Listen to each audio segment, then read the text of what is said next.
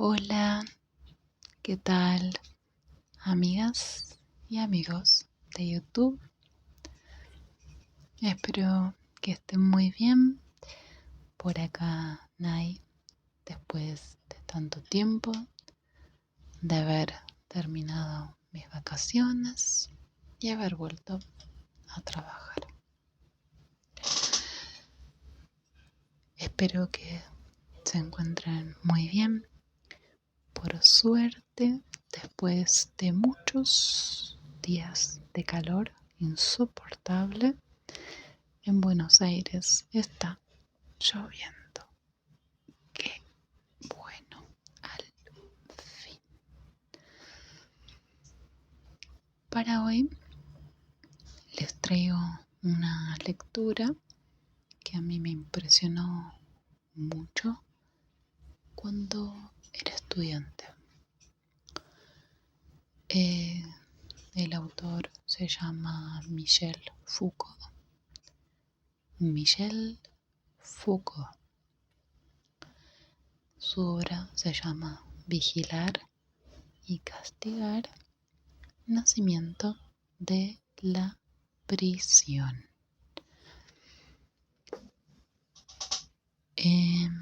Es una de las obras que creo yo más se deja leer porque hay otras mucho más difíciles que son las más orientadas a lo filosófico. Por lo menos a mí esas me resultaron las más difíciles. Cuéntenme ustedes si leyeron a Michel Foucault, ¿cuál fue su experiencia? Antes que nada, gracias como siempre por los me gusta, los comentarios y las palabras de aliento. Suscríbanse, comenten, que a mí me sirve y me ayuda mucho a seguir. Lo voy a estar combinando con susurros y voz muy suave. El, supongo yo, conocido como soft spoken. Este es el libro del que les hablo. La verdad que la edición que tengo está muy deteriorada.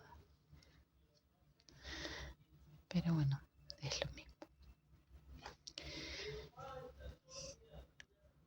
Tengo vecinos muy insoportables.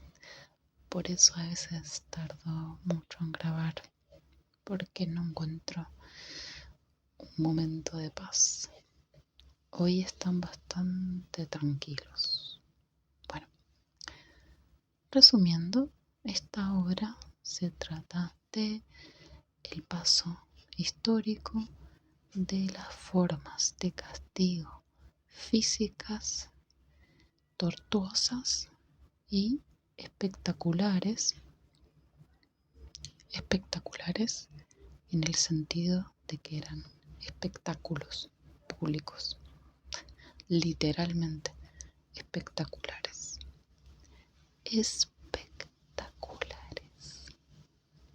Bueno, esas formas físicas de castigo que Foucault denomina suplicios. Bueno, entonces la obra es la reconstrucción histórica del suplicio a las formas modernas de castigo que tienen que ver con el encarcelamiento y el trabajo forzado dentro de la cárcel. En este libro es donde se encuentra desarrollada la idea tan extendida y conocida del panóptico, que es como la perfección institucionalizada del encierro, que no solamente se circunscribe al ámbito de lo punitivo, sino también a otros ámbitos como el escolar o el de la salud mental. Sobre temas relacionados con salud mental, Michel Foucault ha escrito un montón, sobre sexualidad también. Es un autor sumamente interesante, francés, ¿no? Se habrán dado cuenta por su nombre, que yo recomiendo mucho. He leído los libros más conocidos y este es uno de ellos: Vigilar y Castigar. Muy bien, empecemos. La primera parte del libro es muy impresionante. Es una descripción exhaustiva de un proceso de suplicio. La verdad que lo voy a leer un poco por encima porque si bien puede despertar morbo, entiendo que Foucault lo hace como una forma muy disruptiva y llamativa para entrar en la idea y para que se note el contraste entre las nuevas formas de castigo y las antiguas. Bien. El capítulo primero se llama El cuerpo de los condenados.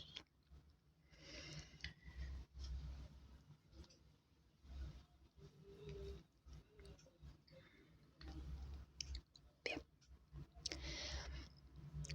Damiens fue condenado el 2 de marzo de 1757 a pública detractación ante la puerta principal de la iglesia de París, a donde debía ser llevado y conducido en una carreta desnudo, en camisa, con un hacha de cera encendida de 2 libras de peso en la mano.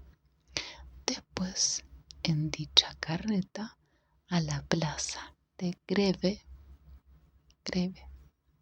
no sé pronunciarlo, y sobre un cadalso que allí habrá sido levantado, atenaceadas las tetillas, brazos, muslos y pantorrillas, y su mano derecha, asido en esta el cuchillo con que cometió dicho parricidio.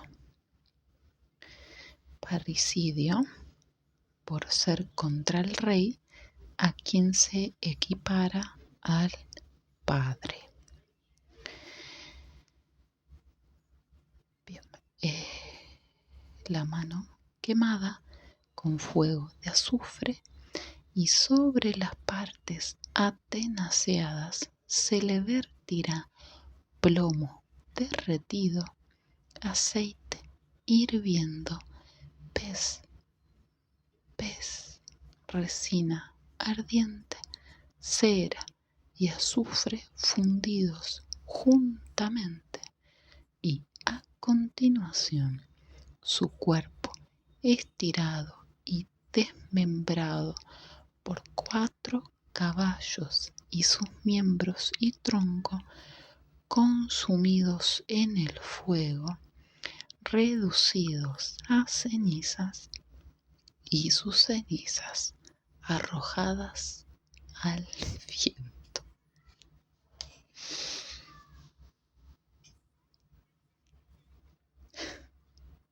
Sin palabras. Finalmente se le descuartizó, refiere la Gaceta de Ámsterdam. Esta última operación fue muy larga porque los caballos que se utilizaban no estaban acostumbrados a tirar, de suerte que en lugar de 4 hubo que poner 6. Y no bastando aún esto, fue forzoso para desmembrar los muslos del desdichado, cortarle los nervios y romperle a hachazos las coyunturas. Aseguran que, aunque siempre fue un gran maldiciente, no dejó escapar blasfemia alguna. Tan solo los extremados dolores le hacían proferir horribles gritos y a menudo repetía: Dios mío, tened piedad de mí. Jesús, socorredme. Todos los espectadores quedaron edificados de la solicitud del párrafo de Saint Paul, que a pesar de su avanzada edad no dejaba pasar momento alguno sin consolar al paciente.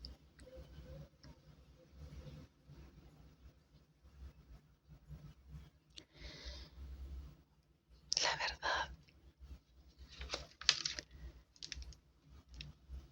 lo voy a pasar un poco más rápido de lo que pensaba, porque ahora que lo leo en voz alta,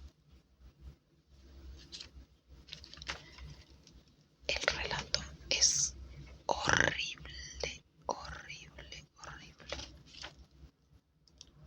Muy bien. El relato es, de nuevo, súper descriptivo y detallado de todas las cosas que han salido mal durante el martirio del condenado. Pero vayamos a lo importante. 3/4 de siglo más tarde, he aquí el reglamento redactado por León Foucher para la casa de jóvenes delincuentes de París. Este es el momento en el que vamos a ver la nueva metodología de punitividad de la modernidad. Artículo 17. La jornada de los presos comenzará a las 6 de la mañana en invierno y a las 5 en verano. El trabajo durará 9 horas diarias en toda estación. Se consagrarán 2 horas al día a la enseñanza. El trabajo y la jornada terminarán a las 9 en invierno y a las 8 en verano. Entonces, lo que sigue es una especie de cronología diaria de la cotidianidad de una cárcel, en donde se desarrolla cada actividad: trabajo, comida, escuela. ¿Sí? Estos son las 2 páginas siguientes, donde cada cosa tiene su horario y su simbología, que que le da sentido a cuando comienza y a cuando termina. Esto lo salteo. Foucault dice, cuando esta cronología termina: he aquí, pues, un suplicio y un empleo del tiempo. No sancionan los mismos delitos, no castigan el mismo género de delincuentes, pero definen bien cada uno un estilo penal determinado. Menos de un siglo los separa. Es la época en que fue redistribuida en Europa y los Estados Unidos toda la economía del castigo. Épocas de grandes escándalos para la justicia tradicional, época de los innumerables proyectos de reforma, nueva teoría de la ley y del delito, nueva justificación moral o política del derecho de castigar, abolición de las viejas ordenanzas, atenuación de las costumbres, redacción de los códigos modernos. Rusia, 1769. Prusia, 1780. Pensilvania y Toscana, 1786. Francia, 1791. Año cuarto. Por lo que toca a la justicia penal, una nueva era. Entre tantas modificaciones, señalaré una: la desaparición de los suplicios.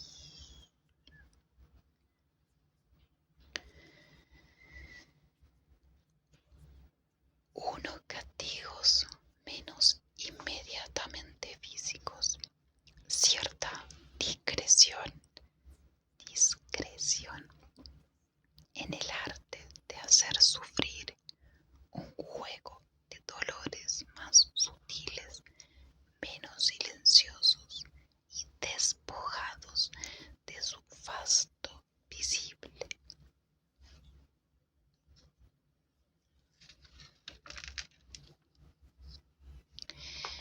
Y sin embargo, tenemos un hecho. En unas cuantas décadas ha desaparecido el cuerpo supliciado, descuartizado, amputado, marcado simbólicamente en el rostro o en el hombro, expuesto vivo o muerto, ofrecido en espectáculo. Ha desaparecido el cuerpo como blanco mayor de la represión penal.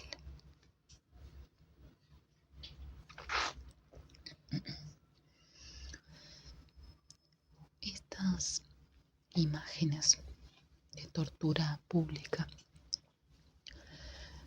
han caracterizado a la forma de ejercer justicia de muchísimas sociedades de la antigüedad, pero lo que dice Foucault es que no son tan antiguas. Fíjense que las fechas que leí hace un ratito,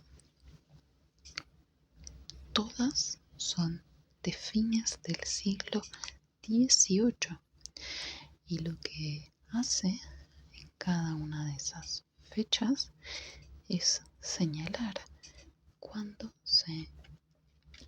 comienzan los proyectos de reforma de la justicia y la penalidad. Esas son las fechas que leí. ¿Sí? Esto está ilustrado en muchísimas películas y series. El condenado que llega al cadalso y es torturado y ejecutado por un verdugo. Entonces, sigo. A fines del siglo XVIII y los comienzos del XIX, a pesar de algunos grandes resplandores, la sombría fiesta punitiva está extinguiéndose. En esta transformación han intervenido dos procesos. No han tenido por completo ni la misma cronología ni las mismas razones de ser. Por un lado, la desaparición del espectáculo punitivo. El ceremonial de la pena tiende a entrar en la sombra para no ser ya más que un nuevo acto de procedimiento o de administración. La retractación pública en Francia había sido abolida por primera vez en 1791 y después nuevamente en 1830 tras un nuevo restablecimiento. La picota se suprime en 1789 y en Inglaterra en 1837. Bastante después todavía.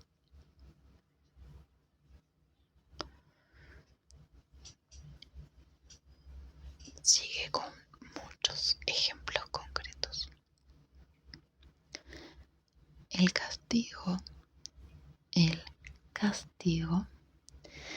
ha cesado poco a poco de ser teatro, y todo lo que podía llevar consigo de espectáculo se encontrará en adelante afectado de un índice negativo, como si las funciones de la ceremonia penal fueran dejando progresivamente el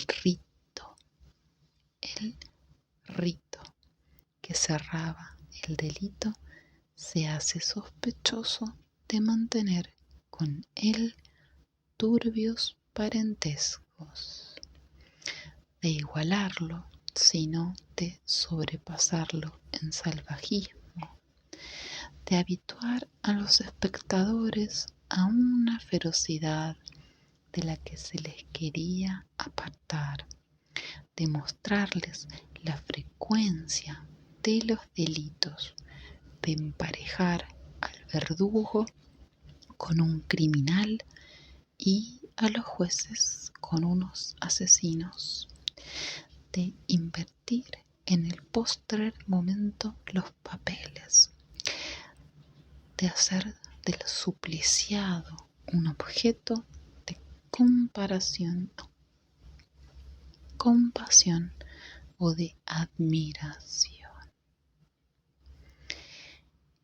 El castigo tenderá, pues, a convertirse en la parte más oculta del proceso penal. A partir de este momento, el escándalo y la luz se repartirán de modo distinto. Es la propia condena la que se supone que marca al delincuente con el signo negativo y unívoco Es feo ser digno de castigo, pero poco glorioso castigar.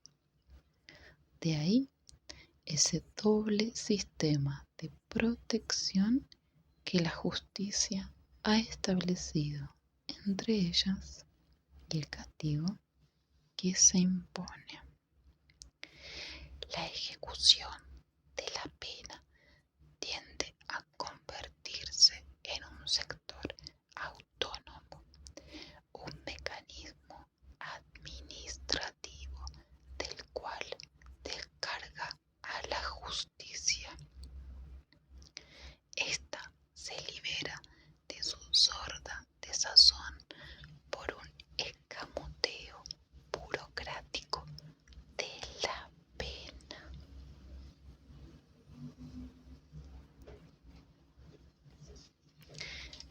Hay en la justicia moderna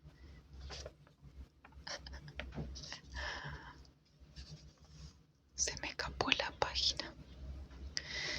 Hay en la justicia moderna y en aquellos que la administran una vergüenza de castigar que no siempre excluye el celo, crece sin cesar.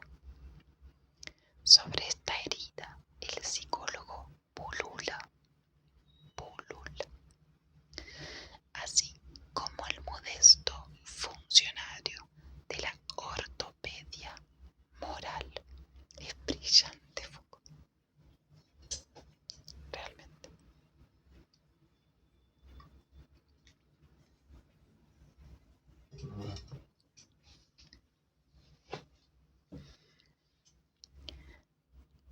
La desaparición de los suplicios es pues el espectáculo que se borra y es también el relajamiento de la acción sobre el cuerpo del delincuente.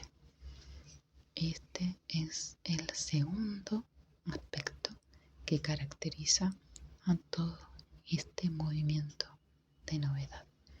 Primero, la desaparición del espectáculo y el relajamiento de la acción sobre el cuerpo. Vamos a ver qué dice Foucault al respecto.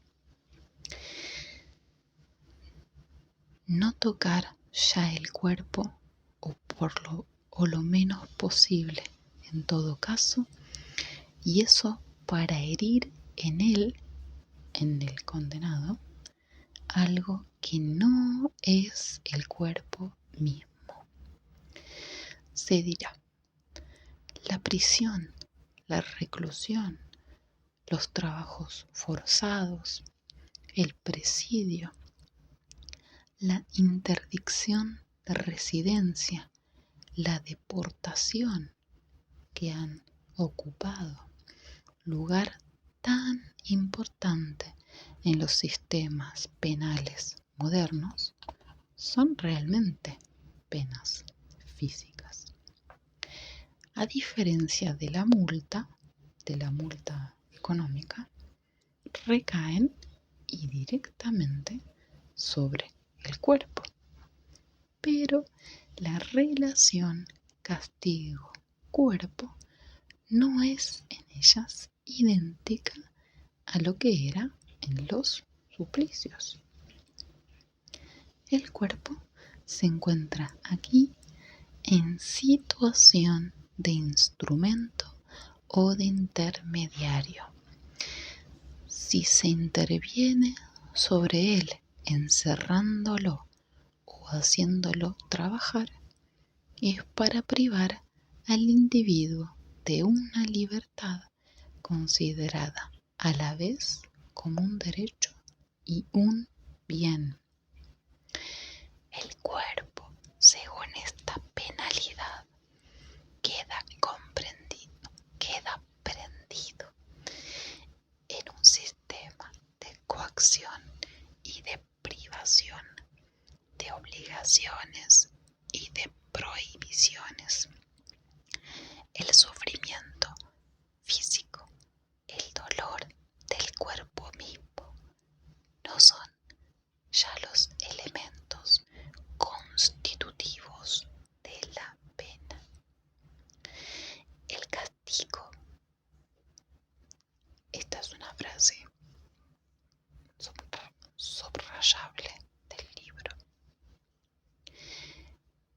El castigo ha pasado de ser un arte de las sensaciones insoportables a una economía de los derechos suspendidos.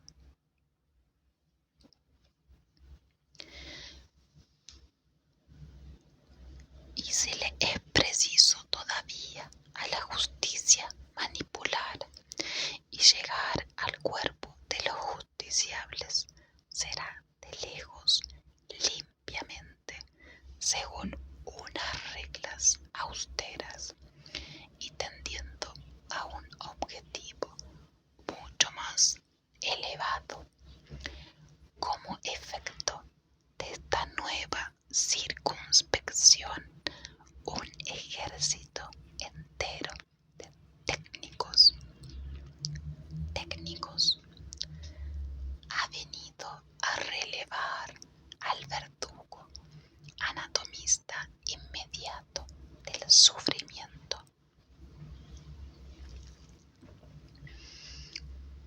Son los vigilantes, los médicos, los capellanes, los psiquiatras, los psicólogos, los educadores. Por su sola presencia junto al condenado, cantan a la justicia la alabanza de que aquella tiene necesidad. Le garantizan que el cuerpo y el dolor no son los objetivos últimos de su acción punitiva.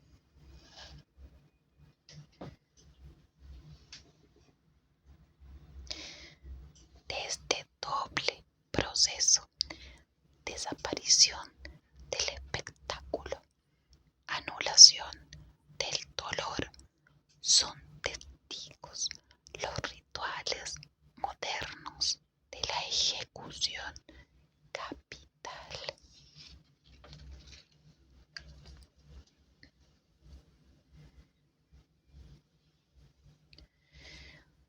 Desaparece, pues, en los comienzos del siglo XIX el gran espectáculo de la pena física.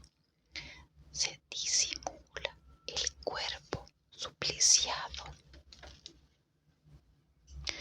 Se excluye del castigo el aparato teatral del sufrimiento.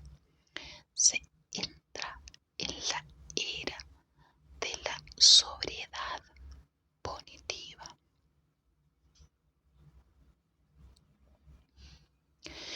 Esta desaparición de los suplicios se puede considerar casi como conseguida alrededor de los años 1830-1848. Naturalmente, esta afirmación global exige paliativos. En primer lugar, las transformaciones no se realizan en bloque ni según un proceso único. Ha habido demoras. Paradójicamente, Inglaterra fue uno de los países más refractarios a esta desaparición de los suplicios, quizá a causa del papel de modelo que había conferido a su justicia penal la institución del jurado, el proceso público, el respeto del habeas corpus, sobre todo, sin duda, porque no había querido disminuir el rigor de sus leyes penales durante las grandes revueltas sociales de los años 1780-1820. Salteo. En cuanto a la acción presión sobre el cuerpo, tampoco ésta se encuentra suprimida por completo a mediados del siglo XIX. Sin duda, la pena ha dejado de estar centrada en el suplicio como técnica de sufrimiento. Ha tomado como objeto principal la pérdida de un bien o de un derecho. Pero un castigo como los trabajos forzados o incluso como la prisión, mera privación de libertad, no ha funcionado jamás sin cierto suplemento punitivo que concierne realmente al cuerpo mismo. Racionamiento alimenticio, privación sexual, golpes, celda. De hecho, la prisión en sus dispositivos más explícitos ha procurado siempre cierta medida de sufrimiento corporal.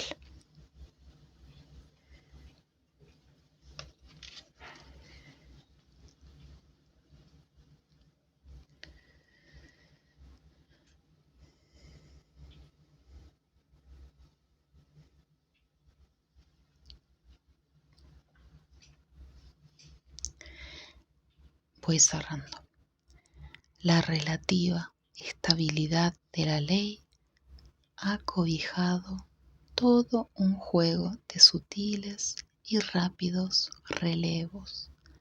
Bajo el nombre de crímenes y de delitos, se siguen juzgando efectivamente objetos jurídicos definidos por el código, pero se juzga a la vez pasiones, instintos, anomalías, achaques, inadaptaciones, efectos de medio o de herencia.